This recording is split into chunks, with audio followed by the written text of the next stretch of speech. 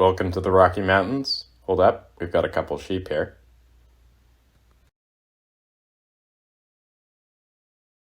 All right, there we go. I'm Andrew, and this is Watch the West. I got some good hands-on experience with this Matic Explorer Homage. It's a bit different. It's in a weird spot because it's more expensive and nicer than the usual offerings from Bliger and Pagani, but it's not quite at the level of a San Martin.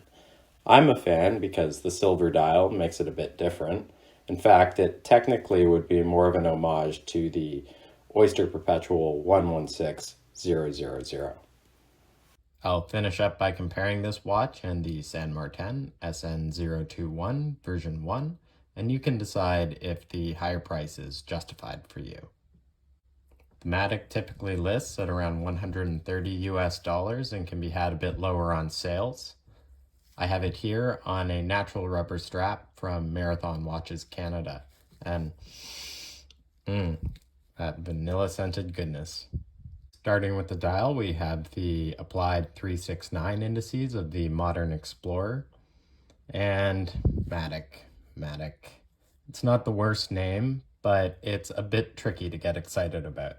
I consider this a second generation Aliexpress brand. We complained a lot about cheesy names, obvious homages, and oversized watches. So we are getting what we asked for, guys.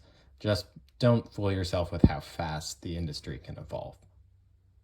Our second downside is unfortunately quite pronounced, and that's this large reho or rehaut here, where the dial meets the case. And it's just a bit too shallow and far too large that it takes up too much real estate on the front of the watch. And you think that maybe we could have shaved off a couple millimeters from the thickness on the bezel. And the same thing could be said about the display case back, which, while nice, is going to add thickness. This is, as they say, a sapphire sandwich because the rear crystal is sapphire too. So it's not going to scratch when you are leaving it on the nightstand or something like that. Other than height, dimensions are great.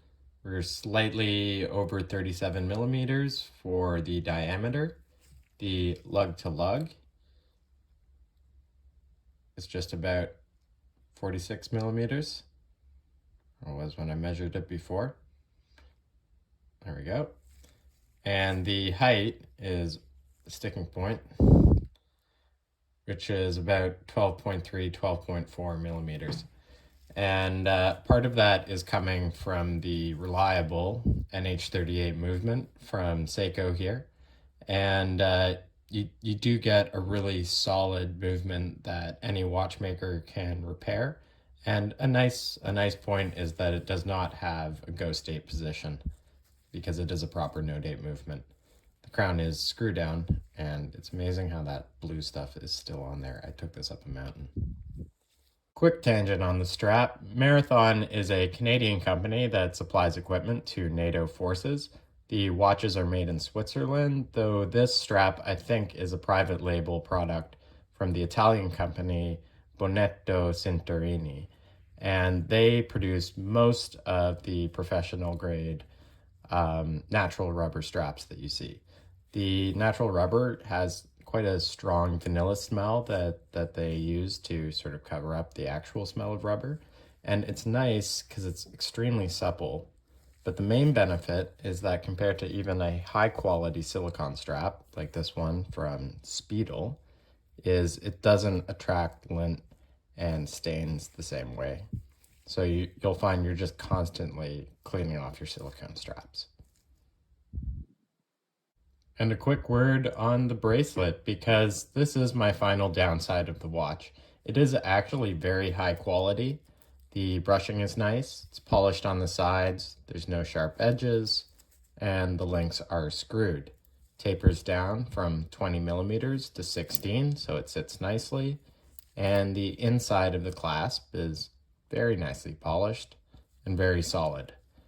The downside for me is really these male end links, because I just don't like the way that it sits on the wrist.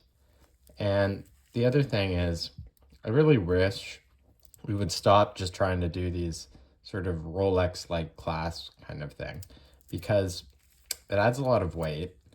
And for one, it's always going to be very tight, and it's never really going to feel as good as it looks. I wish we could just stick to these guys, classic clasp with the milled interior. If you're planning on wearing the watch on mostly straps anyways, I think the Matic is a great option. You're going most of the way quality-wise for a great value. Quick comparison, because I'll do a 1-year user review on the San Martin later. The proportions are a bit better. It's a bit thinner because of the PT5000 movement, but really, I think the proportions of the bezel are much better. Again, female end links are going to fit better on your wrist, but actually, if you look at the lugs, the fitment of the Matic's lugs is actually better than the San Martin's. Again, your mileage may vary on the clasps. And really, is the San Martin worth twice the price of the Matic? Well, I can't say that, but is it 2 times better? No. And unfortunately, like everything in life, there are diminishing returns when it comes to watches. Thanks for sticking it out to the end. What do you think of this go anywhere, do anything watch? Personally, I had a lot of fun putting it to the test. It's great having some classic options at every price point. We're looking at another budget beauty next week before we go back to nerding out about movements. Thanks again for watching The West.